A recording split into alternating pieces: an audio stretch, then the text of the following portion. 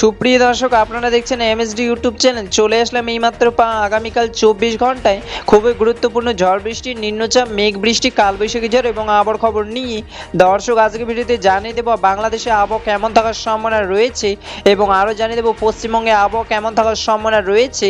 আগামীকাল 24 ঘন্টা আবহাওয়ার পূর্বাভাসে কী জানিয়েছে আবহাওয়া দপ্তর। আরও জানিয়ে দেবো স্যাটেলাইট ওয়েদার অবজারভেশন রাডার অনুযায়ী কেমন থাকার সম্ভাবনা রয়েছে আগামীকাল আপনাদের জেলার আবহাওয়ার পরিস্থিতি। তাই প্রিয় দর্শক, ঝটপট ভিডিওটিকে লাইক দিয়ে চ্যানেলটিকে সাবস্ক্রাইব করে পাশে থাকা বেল আইকনটি অন করে দিন এবং কমেন্টে জানিয়ে দিন আপনি কোন জেলা থেকে আজকের আমাদের খবরটি দেখছেন এবং এই মুহূর্তে আপনাদের জেলার পরিস্থিতি কেমন।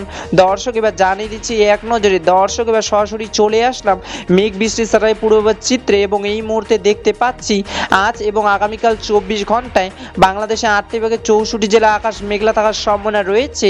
আপাতত 24 ঘন্টায় বাংলাদেশের ঢাকা, ফরিদপুর, রাজশাহী, টাঙ্গাইল, সিলেট, হবিগঞ্জ, গোপালগঞ্জ, কিশোরগঞ্জ, ময়মনসিংহ, খুলনা, চট্টগ্রামে বৃষ্টি পড়ার সম্ভাবনা রয়েছে এবং পশ্চিমবঙ্গে কলকাতা, হলদিয়া, বর্ধমান, বাঁকুড়া, আসানসোল, বোলপুর, পুরুলিয়া, মুর্শিদাবাদ বৃষ্টি পড়ার সম্ভাবনা রয়েছে।